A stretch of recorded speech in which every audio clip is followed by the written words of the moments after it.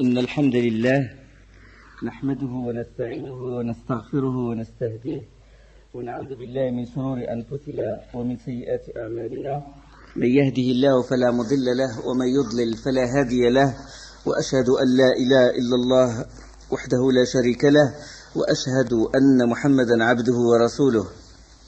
أما بعد، فإن خير الكلام كلام الله، وخير الهدي هدي محمد صلى الله عليه وسلم، وشر الأمور محدثاتها، وكل محدثة بدعة، وكل بدعة ضلالة، وكل ضلالة في النار. Maintenant, c'est le deuxième cours dans l'explication des trois sources du monothéisme ou les trois principes fondamentaux. Le livre qui s'appelle Les trois sources du monothéisme ou trois principes fondamentaux. Et on s'est arrêté à la paragraphe où le cheikh, qu'Allah lui soit miséricordieux, il parle de la connaissance. Il dit la connaissance qui consiste à connaître Allah, à connaître son prophète sallallahu alayhi wa sallam, Muhammad sallallahu alayhi wa sallam, et la religion de l'islam. Et on a dit que tous les prophètes sont des musulmans et que l'islam global à tous les prophètes, il est fondé sur deux piliers. Le premier pilier, c'est Tawhid, l'unicité, qui est d'abord la connaissance d'Allah, la connaissance de ses noms, de ses attributs, et qu'il est unique dans ses actes, et aussi son adoration, qu'il doit être, que ces créatures doivent lui adresser à lui unique leurs actes du cœur et du corps. L'amour, la crainte et la vénération, tout ça doit être adressé à Allah l'unique.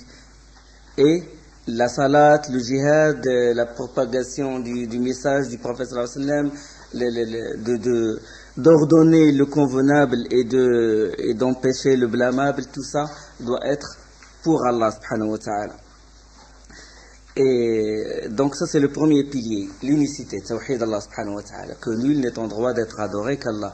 Le deuxième pilier, c'est l'obéissance du prophète. Ça c'est l'islam global, d'accord? Et on a dit on s'est arrêté à Moussa alayhi salam, au verset qui parle de Moussa, que Moussa, dans Surat Yunus, Allah il dit que Moussa est musulman. وَقَالَ مُوسَى يَا قَوْمِ إِن كُنْتُمْ آمَنْتُمْ بِاللَّهِ فَعَلَيْهِ تَوَكَّلُوا إِن كُنْتُمْ مُسْلِمِينَ. Et Moussa dit, ô mon peuple, si vous croyez en Allah, placez votre confiance en lui si vous êtes musulman. Surat 10, verset 84. Isa alayhi salam, il est musulman. Dans Surat al-Ma'ida, وَإِذْ أَوْحَيْتُ إِلَى الْحَوَارِيِّينَ أَنْ آمِنُوا بِي وَبِرَسُولِي قَالُوا آمَنَّا وَاشْهَدْ بِأَنَّنَا مُسْلِمُونَ. Et quand j'ai révélé aux apôtres ceci, les apôtres, les compagnons de Isa alayhi salam, ceci, croyez en moi et en mon messager Jésus, ils diront, nous croyons et attestent que nous sommes musulmans. Surat 5, verset 111. Donc tous les prophètes sont des musulmans. Il y a des différences dans les législations. وَلِكُلٍّ جَعَلْنَا مِنْكُمْ وِجْهَةً وَلِكُلٍّ جَعَلْنَا مِنْكُمْ شِرْعَةً وَمِنْهَاجًا. Et à chaque communauté, à chacun de vous, on a assigné une voie. Donc certes, les législations diffèrent, mais la base c'est la même, à savoir l'unicité et l'obéissance du prophète. Donc la deuxième chose, après la connaissance d'Allah, la connaissance du prophète sallallahu alayhi wa sallam et la connaissance de la religion de l'islam, il faut quoi? Il faut la mise en pratique, al-amal, donc la pratique. Donc c'est une pratique, l'acte, il doit être basé sur la connaissance. Donc il faut l'acte après la connaissance, mettre en application ce que tu connais. Tu sais qu'Allah est en droit d'être adoré, que je dois l'aimer, que je dois le vénérer, que je dois lui adresser tous mes actes du cœur, que je dois lui adresser tous mes actes du corps, la prière et tout. Donc je dois faire ça, je dois faire ces adorations-là, je dois l'aimer, je dois me prosterner devant lui, je sais qu'Allah m'a interdit ceci, je me l'interdis. Je sais qu'Allah m'a recommandé ceci, je lui obéis et je fais ce qu'il m'a recommandé. L'imam Abu Hamid al-Ghazali, rahimahullah, dans une risala, dans une lettre adressée à son fils, il dit, sache qu'un acte non précédé par la connaissance, c'est de l'aliénation, c'est de la folie. اعلم أن العمل بلا علم جنون. un acte non précédé par la connaissance, c'est du junoun, c'est de la folie. واعلم أن العلم بلا عمل لا يكون. Et que la connaissance sans acte est vaine, il n'a aucune valeur. Une connaissance sans acte, sans mise en application est vaine. Dans un hadith, le prophète sallallahu alayhi wa sallam a dit, la semblance de celui qui ordonne le convenable aux gens, mais sans le faire, mais ne le fait pas, sans mettre en application ce qu'il connaît, ce qu'il a ordonné aux gens, est celle d'une mèche qui éclaire aux gens, mais elle se brûle, elle se consume. C'est comme une bougie, elle éclaire aux gens, mais elle se consume. كمثل المصباح يضيء للناس ويحرق نفسه. Hadith sahih. Et donc, Allah subhanahu wa ta'ala a dit aussi dans le Coran, il nous a montré que la chose qui lui répugne le plus, c'est que la personne, il connaît, mais il ne met pas en pratique ce qu'il connaît. يا أيها الذين آمنوا لما تقولون ما لا تفعلون كبر مقتا عند الله أن تقولوا ما لا تفعلون. Vous qui avez cru, pourquoi dites-vous ce que vous ne faites pas? C'est une grande abomination auprès d'Allah que de dire ce que vous ne faites pas.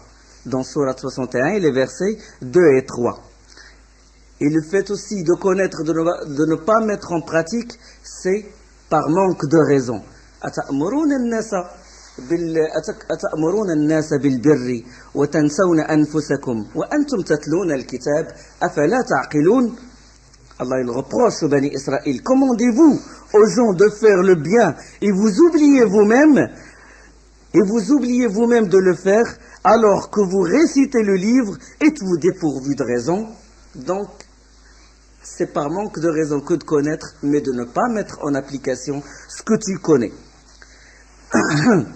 Dans un hadith rapporté par le Bukhari Muslim, un hadith qui secoue les âmes, un hadith selon Osama ibn Zayd radiyallahu anhu, le prophète sallallahu alayhi wa sallam a dit, le jour de la résurrection, on fait venir l'homme pour le jeter dans le feu. Et dans une version, on fait venir le savant pour le jeter dans le feu. Et son intestin, ses intestins sortent de son derrière. Et il tourne en les traînant après lui comme tourne l'âne autour du moulin. Regarde comment il nous décrit, le prophète sallallahu alayhi wa sallam, l'état de cet homme-là. Autour du moulin. Les gens de l'enfer se rassemblent alors autour de lui. Et lui disent, oh un tel, qu'est-ce qui t'arrive? N'est-ce pas toi qui commandais le bien et interdisais le mal? Ça c'est sur terre. Et il répond, si, j'ordonnais en effet le bien, mais sans le faire moi-même, et j'interdisais le mal tout en le faisant. Yulqa fi an-nar.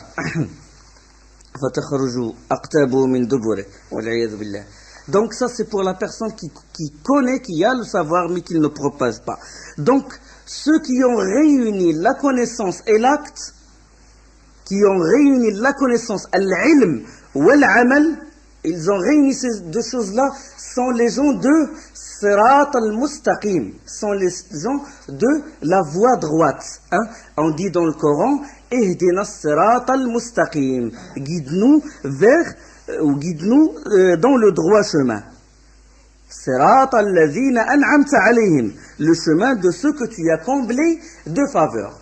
Dans un autre verset de Surat Nisa, وَمَنْ يُطِعِ اللَّهَ وَرَسُولَهُ, celui qui obéit à Allah et son envoyé, فَأُولَٰئِكَ مَعَ الَّذِينَ أَنْعَمَ اللَّهُ عَلَيْهِمْ, ceux-là seront avec ceux qu'Allah a comblés de faveur. مِنَ النَّبِيِّينَ, parmi les prophètes, وَالصِّدِّقِينَ, les véridiques, وَالشُّهَدَاء, من النبيين والصديقين والشهداء, les martyrs, والصالحين, et les vertueux. Donc ceux-là, Allah a comblé de faveur. Donc on invoque Allah dans le Fatiha, on dit Ihdina Sirat al-Mustaqim, guide-nous dans le droit chemin, le chemin de ceux que tu as comblés de faveur. Et on l'implore qu'il nous épargne le chemin de ceux qui ont encouru sa colère et aussi le chemin des égarés. Ghayril maghdubi alayhim waladdallin. D'accord? La ilaha illallah, négation. Non pas la voie des égarés, non pas la voie de ceux que tu as encouru, tu as affligé ta colère. Non, affirmation illallah avec ceux que tu as comblés de tes faveurs. D'accord? Ghayr al-maghdoub. Donc il y a wala wal bara, il y a l'alliance et le désaveu. Même dans le Fatiha, il y a tawhid, il y a l'unicité. Donc il y a affirmation, guide-nous dans le droit chemin avec ceux que tu as comblés de faveurs, affirmation. Et puis après, négation. Ghayri, non. Non pas la voix de ceux que tu as, qui ont encouru ta colère, ou ceux qui ont égaré. D'accord? Donc la voie droite, où il y a la connaissance et la mise en pratique, c'est la voie, c'est Sirat al-Mustaqim. Donc ceux qui ont encouru la colère d'Allah, c'est qui? Ce sont qui? Ce sont les Juifs. Les Juifs. Pourquoi? Pourquoi? Parce qu'ils avaient le savoir, ils avaient la connaissance, mais ils n'ont pas mis en pratique leur connaissance. Ils n'ont pas suivi le prophète, les prescriptions de Moussa alayhi salam et après de Isa alayhi salam, puisque Isa il a été envoyé aux fils d'Israël. Donc les Juifs ont désobéi à leur prophète. Ils ont eu le savoir, mais ils n'ont pas mis en pratique leur savoir. والذين آتيناهم الكتاب يعرفونه كما يعرفون أبناءهم وإن فريقا منهم لا يكتمون الحق وهم يعلمون. Allah il dit dans sourate al-Baqarah, ceux à qui nous avons donné le livre, le reconnaissent comme ils reconnaissent leurs enfants. Or une partie d'entre eux, une partie d'entre eux cache la vérité alors qu'ils le savent. Donc ils savent la vérité, ils ont la connaissance, mais ils n'ont pas mis en pratique ce qu'ils savaient. أفتطمعون أن يؤمنوا لكم وقد كان فريق منهم يسمعون كلام الله ثم يحرفونه من بعد ما عقلوه وهم يعلمون. Eh bien, espérez-vous, vous musulmans, entre parenthèses, que des pareils gens, les juifs, entre parenthèses, vous partageront la foi, alors qu'un groupe d'entre eux, après avoir entendu et compris la parole d'Allah, la falsifièrent sciemment. Dans Surat al-Baqarah, le verset 75. Donc ils ont eu la connaissance, mais pas la mise en pratique.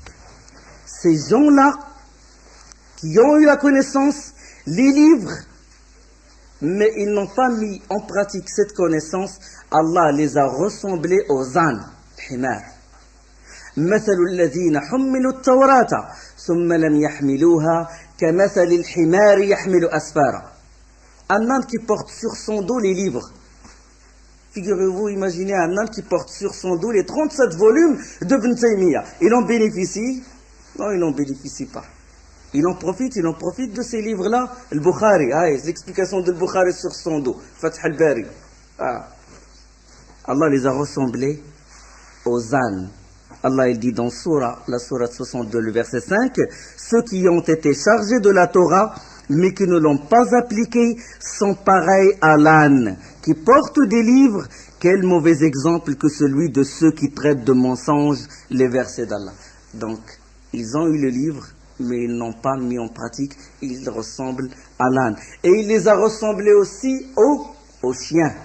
وَاتْلُ عَلَيْهِمْ نَبَأَ الَّذِي آتَيْنَاهُ آيَاتِنَا فانسلخ منها فأتبعه الشيطان فكان من الغاوين ولو شئنا لرفعناه بها ولكنه أخلد إلى الأرض واتبع هواه فمثله كمثل الكلب إن تحمل عليه يلهث أو تتركه يلهث. Allah il dit dans Sourate Al-A'raf, verset 175-176, et raconte-leur l'histoire de celui à qui nous avons donné nos signes, nos versets, nous lui avons donné nos signes et qui s'en écarta. Le diable donc l'entraîna dans sa suite et devint ainsi du nombre des égarés. Et si nous avions voulu, nous l'aurions élevé par ces mêmes enseignements, mais il s'inclina sur la terre. Il s'inclina, ça veut dire, il était tenté par les choses de la vie. Regardez, s'incliner, c'est rabaisser. Nous l'aurions élevé. Élevé par les enseignements. Mais lui, il veut ici-bas. Il veut la vie avec ses passions, avec l'or, avec l'argent, avec les voitures, etc., etc. Mais il s'inclina vers la terre et suivit sa propre passion. Il est semblable à un chien qui allaite si tu l'attaques et qui allaite aussi si tu le laisses. Donc celui qui qui a la connaissance mais qui ne met pas en pratique ses connaissances, il risque qu'il tombe dans la condamnation de ces deux versets, qui risque d'être soit comme un âne ou comme un chien. Donc la voie droite, connaissance et mise en pratique. Pas la voie de ceux qui ont encouru la colère d'Allah, ils ont eu la connaissance mais ils n'ont pas appliqué. Et pas aussi la voie de ceux des égarés, dalin. Les égarés c'est quoi? C'est des gens qui ont adoré Allah avec ignorance. Ils se sont retranchés dans les églises, dans les oratoires, dans les mosquées, ils sont éloignés de la vie pratique. Et ils ont adoré Allah, ils ont dépassé l'extrême dans leur adoration, et ils ont adoré Allah selon leur passion, pas selon les prescriptions de leur prophète. D'accord? Donc, ils ont adoré Allah avec ignorance. Parce que, les égarés, parce que leurs actes de dévotion ne sont pas conformes à la sunna. Celui dont les actes de dévotion qui innove un dhikr, où son cheikh lui apprend un dhikr, il va dire toute la nuit tu vas réciter ce dhikr-là jusqu'au matin. Et il transpire le pauvre, ce dhikr-là n'a aucune base dans la religion, n'a aucune base dans la sunna, ni dans le Coran, ni dans la sunna. Innové par son cheikh ou son imam, il lui dit voilà, fais ce dhikr-là. Toute la nuit il transpire. Il a adoré Allah avec ignorance. Et son travail, il se retourne contre lui. Quelqu'un qui dort, il a fait adkar nom du sommeil, il s'est endormi, puis il s'est réveillé, il fait pour prier, il est mieux que lui, 1000 fois mieux. Donc la voie des égarés, c'est la voie des chrétiens. La voie des chrétiens. Ils se sont retranchés, comme j'ai dit, dans leurs églises, ils ont suivi la Torah après s'être falsifiés, et ils ont adoré Allah avec ignorance. Ya ahl al-kitabi la taghlu fi dinikum. Et ils ont dépassé l'extrême dans leur religion. Ils ont vanté Jésus. Au début, c'était un prophète, et c'est le prophète, l'un des plus proches d'Allah subhanahu wa ta'ala. Mais après, c'est devenu le fils de Dieu, c'est devenu le troisième des trois, c'est devenu Dieu lui-même. Donc ils ont dépassé l'extrême dans la religion. Allah subhanahu wa ta'ala dit dans Surat al-Ma'idah, le verset 77, Ya ahl al-kitab la taghlu fi dinikum la taghlu fi dinikum ghayra al-haq. Aux gens du livre, n'exagérez pas en votre religion s'opposant à la vérité. Wa la tattabi'u ahwa'a qawmin qad dallu. Ne suivez pas les passions des gens qui se sont égarés avant cela, qui ont égaré beaucoup de monde et qui se sont égarés du chemin droit.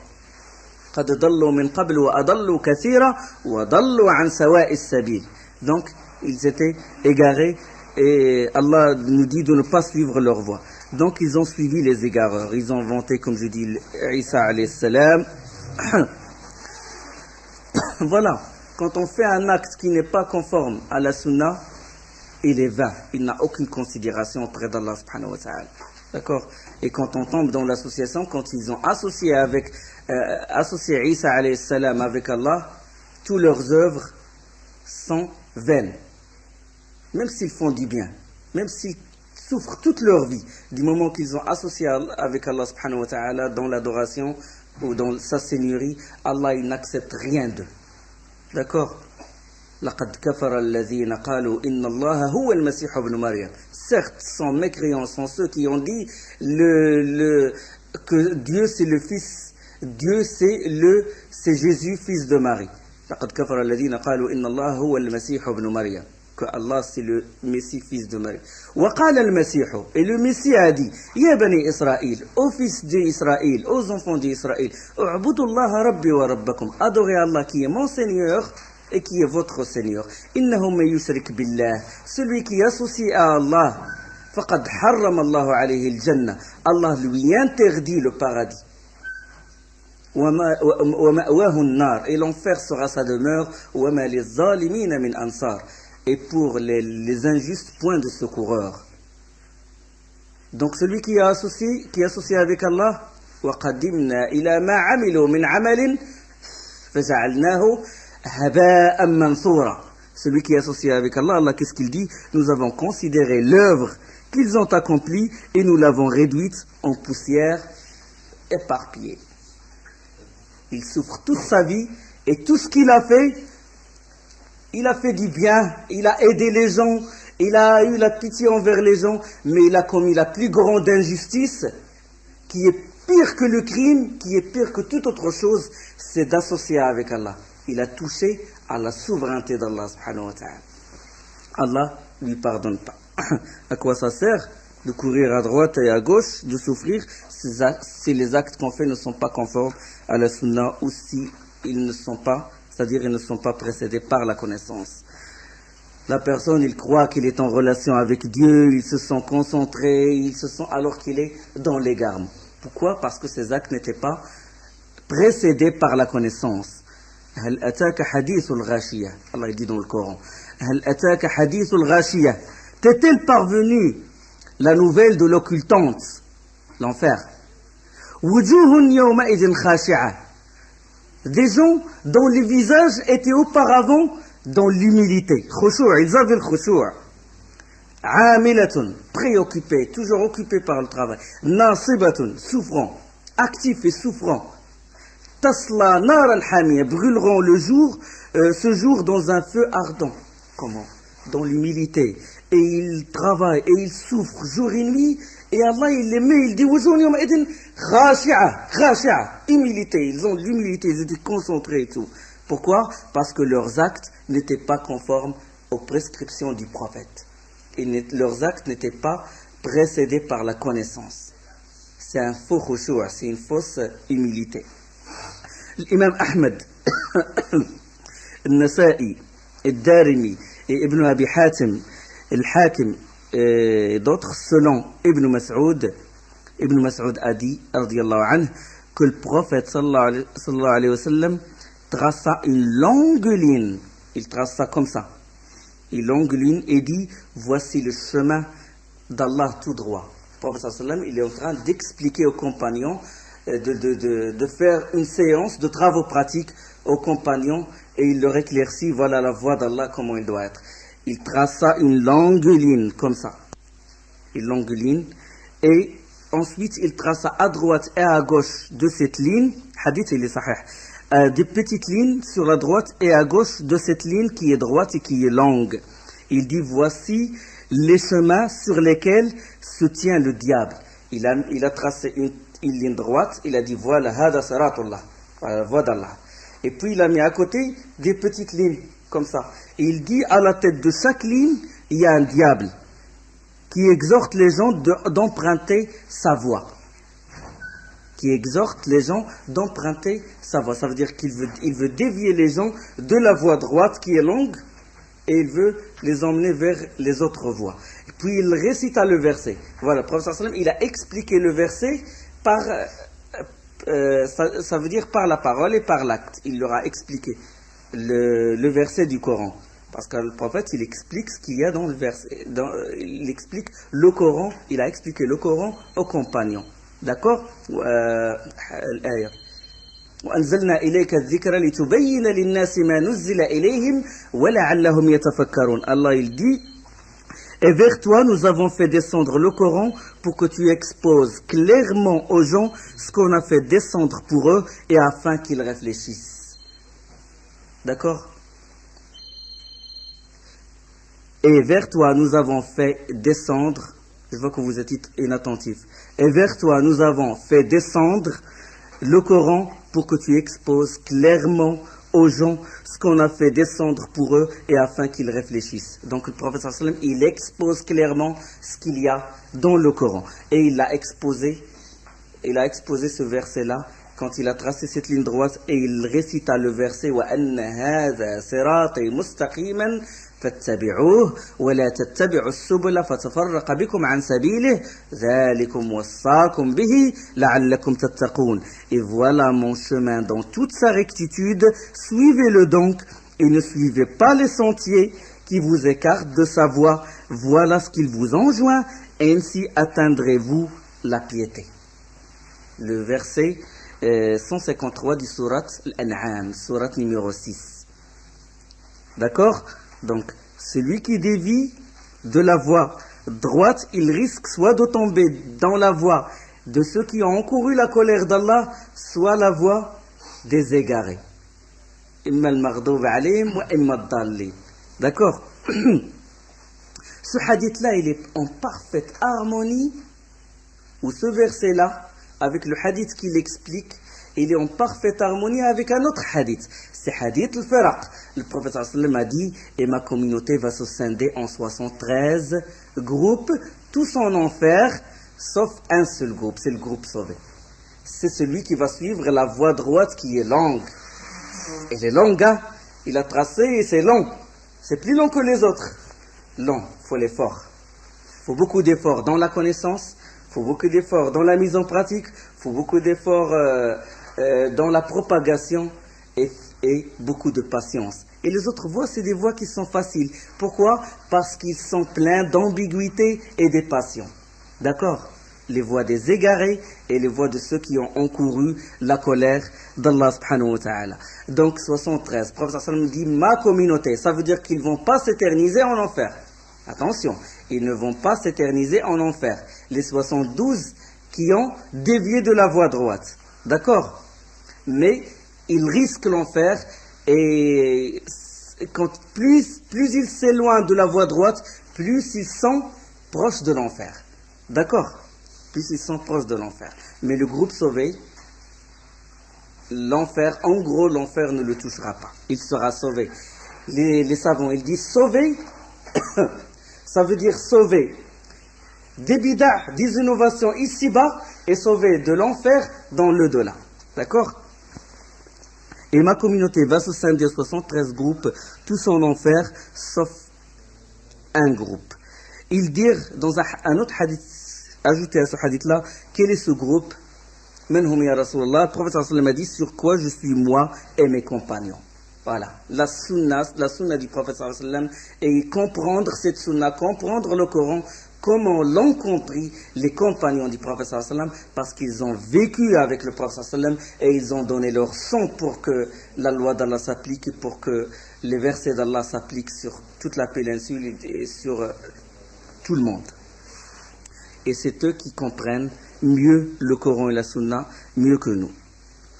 Donc le groupe sauvé, il suit le Coran, la Sunna du prophète sallallahu alayhi wa sallam et selon la compréhension des compagnons, comme j'ai dit. Donc, ceux qui ont dévié, en gros, ceux qui ont dévié, celui qui dévie du Coran et de la Sunna, de la preuve, de l'argument solide, authentique, il se base sur quoi? Il se base soit sur la raison. Il dit ce hadith-là, il ne rentre pas dans ma tête.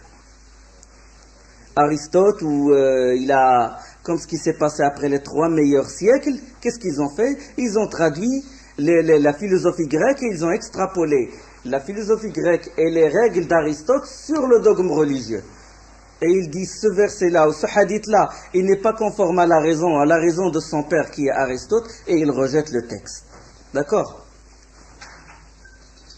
D'accord? Et ils ont nié les attributs d'Allah et ils ont nié beaucoup de choses.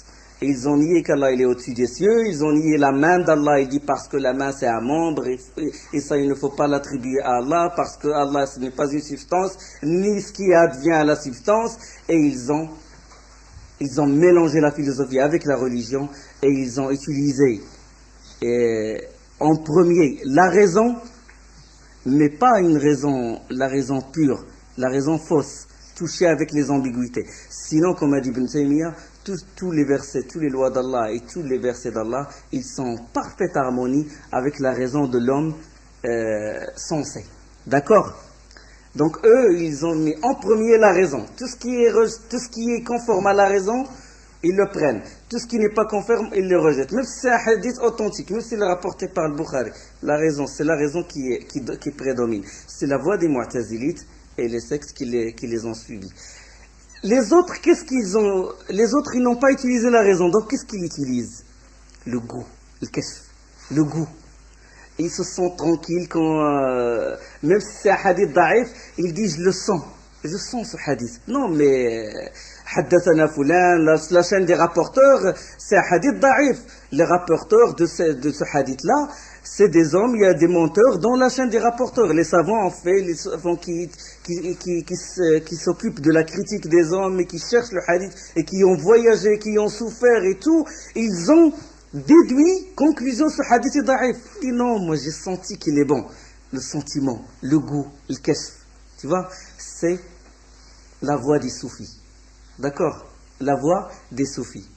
Vous, les gens du hadith, vous prenez vos hadiths des morts.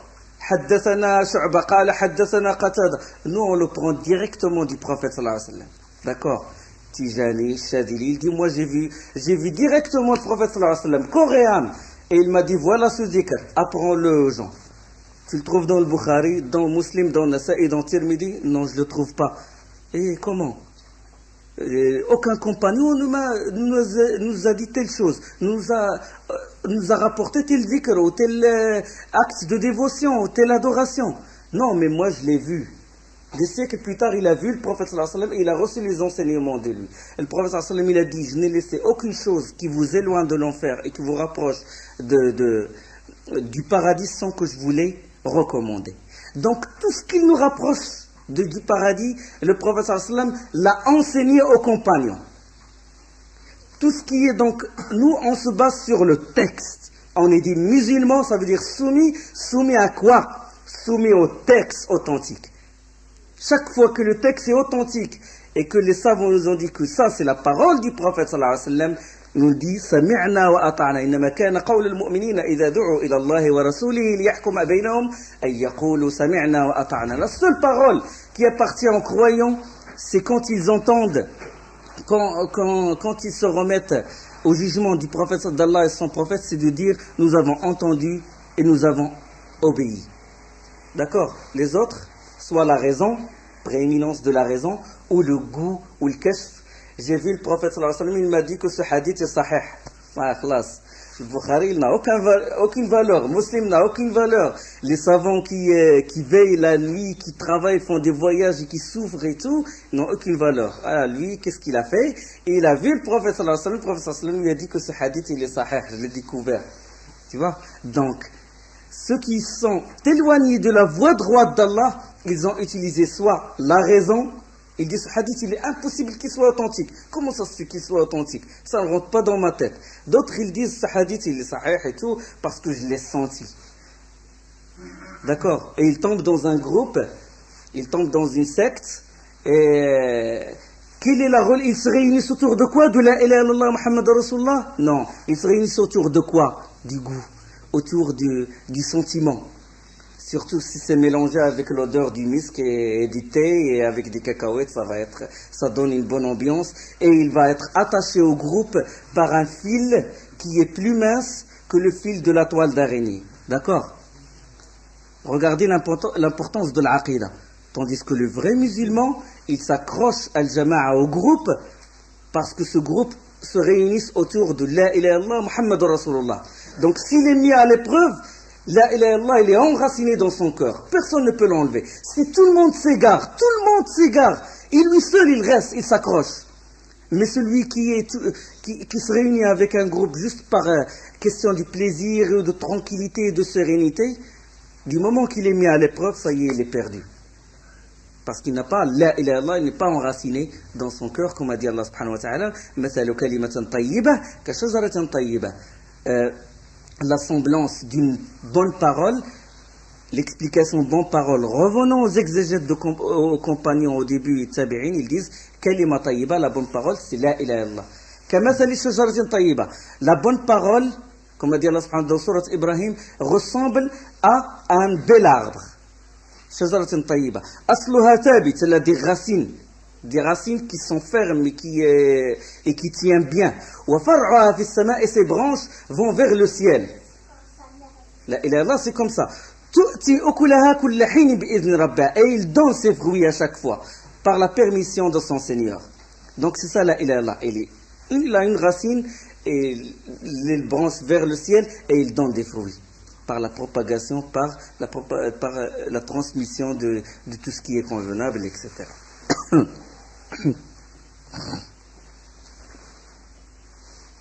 Donc c'est ça la voie droite. Donc ne pas tomber dans la voie où on utilise notre goût, le goût ou la tranquillité, ni la raison en premier avant le texte. Non, le texte en premier. Comment on dit les chrétiens? Qu'est-ce qu'ils disent? En général, il dit Dieu m'a inspiré. Les soufis, c'est pareil. Il te dit Dieu m'a inspiré, le prophète sallallahu alayhi wa sallam m'a inspiré. Donc, on a parlé maintenant de la connaissance. On a parlé de l'acte. Qu'est-ce qui reste, hein? Qu'est-ce qu'a dit Cheikh, l'auteur? L'ilm, ma'rifatullah, ma'rifatullah, l'amal, et après, ad-da'watu ilayh. Hein? La propagation, la divulgation, la propagation de ces connaissances. Ça, c'est troisièmement. Donc, ad-da'wa. Après avoir appris les enseignements du prophète sallallahu alayhi wa sallam et après les avoir mis en pratique, mis en application, il est de temps de voir de transmettre. De transmettre. L'ordre, il existe dans le Coran. Le premier ordre qui existe dans le Coran, c'est quoi? Le premier verbe en impératif, c'est quoi? C'est iqra. Lis au nom de ton Seigneur. Mais il faut continuer les versets parce que c'est pas ce verbe-là, c'est les 5 versets, 5 premiers versets, comme on a vu dans la sira du prophète sallallahu alayhi wa sallam, qui ont été révélés. Iqra bismi rabbika alladhi khalaq. Lis au nom de ton Seigneur qui a créé. Khalaq al-insana min alaq, qui a créé l'homme d'une adhérence. Iqra, le deuxième. Iqra wa rabbuka al-akram, lis ton Seigneur est le plus noble et le très noble qui a enseigné. Iqra wa rabbuka al-akram alladhi 'allama bil qalam, qui a enseigné par la plume. 'allama al-insana ma lam ya'lam, a enseigné à l'homme ce qu'il ne savait pas. Donc lecture, enseignement. J'ai connu, j'ai lu, j'ai connu, j'ai été enseigné, d'accord. Et après ce verset-là, la deuxième révélation, c'est quoi? Ya ayyuhal muddaththir qum fa'anzir. Ô toi, le revêtu d'un manteau, lève-toi et avertis. Après la connaissance, la mise en pratique, da'wa, lève-toi et avertis. Dans Surat al-Muddaththir. Et avertir qui en premier? Qui avertir? Le prophète sallam, il a reçu la révélation, il a dit voilà, je prends mes bagages et je vais où? Chez Kisra, Khosrow-Ouest. Tiens, non, il y a la mer Rouge à côté, je vais chez le Négus, propager. Donc il a reçu la révélation, il est allé chez qui? La première, Khadija. Il est retourné chez elle, il lui a dit voilà ce que j'ai reçu. Donc, wa anzir ashiratak al-aqrabin. Wa anzir, et avertis les gens qui te sont les plus proches, comme a dit Allah subhanahu wa ta'ala dans Surat 26, verset 214. Donc, on ne laisse pas nos proches, on ne les abandonne pas et on avertit d'autres. Donc, si Allah t'a donné la faveur de connaître le prophète sallallahu alayhi wa sallam et la religion de l'islam avec les arguments, tu dois transmettre pour sauver tes frères. D'accord? Et on a dit que la plus grande miséricorde, c'est celle du savant envers son élève. L'imam Muslim, il rapporte dans un hadith de Abi Mas'ud, Uqba ibn Amr al-Ansari al-Badri, un compagnon du prophète sallallahu alayhi wa sallam, que le prophète sallallahu alayhi wa sallam a dit, celui qui montre la voie d'une bonne action à l'égal du salaire de celui qui l'a fait. Vous vous rendez compte? L'importance de la da'wa. Celui qui montre la voie d'une bonne action à l'égal du salaire de celui qui l'a fait. Ud'u ila sabili rabbika bil hikmati wal maw'izati al hasana wajadilhum billati hiya ahsan. Par la sagesse et la bonne exhortation, appelle les gens au sentier de ton Seigneur. Ud'u ila sabili rabbik. Le sentier de ton Seigneur. Le droit chemin, pas les autres voies. Parce que tout le monde, il propage, tout le monde, il souffre pour propager le message. Mais quel message? Il y en a qui croient qu'ils propagent le message d'Allah ou qu'ils guident les gens vers le chemin d'Allah alors que c'est le chemin de Satan. Il est dévié par rapport à la voie droite. As-sirat al-mustaqim, la voie de la rectitude. Ud'u ila sabili rabbika bil hikma wal maw'ida al hasana. Par la sagesse et la bonne exhortation, appelle les gens au sentier de ton Seigneur et discute avec eux de la meilleure façon. Donc c'est dans Surat al-Nahl, Surat 16 et verset 125. Donc il faut la sagesse, il faut la connaissance. قل هذه سبيلي أدعو إلى الله على بصيرة أنا ومن اتبعني وسبحان الله وما أنا من المشركين. Allah il dit dans Surat Yusuf, le verset 108, dit voici ma voix. Voici ma voix, la voix droite. Voici ma voix. J'appelle les gens vers où? Vers Allah. Pas vers mon cheikh ou vers mon école ou vers ma voix, non, vers Allah. La voix d'Allah, la voix droite d'Allah. Moi et ceux qui me suivent. Ça veut dire ceux qui suivent le prophète sallallahu alayhi wa sallam, sa sunna. Nous basons sur une preuve évidente. Nous basons sur quoi? La connaissance. Ala basira. Ah, il faut souligner ça. Il faut souligner. Ala basira. Nous basons sur une preuve évidente. Parce que sans preuve évidente, tu fais n'importe quoi. Tu utilises soit le goût, tu utilises soit la raison. Gloire à Allah wa subhanallah. wa ma ana min al-mushrikin, et je ne suis point des nombres des associateurs. Donc j'appelle les gens vers Allah. Pas à mon groupe, pas à mon parti, pas à mon cheikh, pas à mon école, non. Moi et ceux qui me suivent, ceux qui ont suivi la sunna. Nous basons sur une preuve évidente, connaissance qui précède l'acte et qui précède l'acte et qui précède la da'wah. D'accord? Donc si tu es ignorant et tu veux propager, tu veux transmettre avec ignorance, là tu tombes dans les filets de Satan. D'accord? Au lieu de guider les gens, tu risques de les égarer. L'imam Muslim, il rapporte hadith d'Abu Huraira. Le prophète sallallahu alayhi wa sallam a dit: celui qui appelle à une voie se voit attribuer l'égal du salaire de tous ceux qui la suivent, sans pour autant rien diminuer de leur propre salaire. Très important ça. Et celui qui appelle à une voie d'égarement se voit infliger l'égal des péchés de tous ceux qui la suivent, sans pour autant rien diminuer de leur propre péché. Le danger de propager une innovation ou de propager quelque chose sans connaissance. On s'arrête là, Inch'Allah, et on continue après.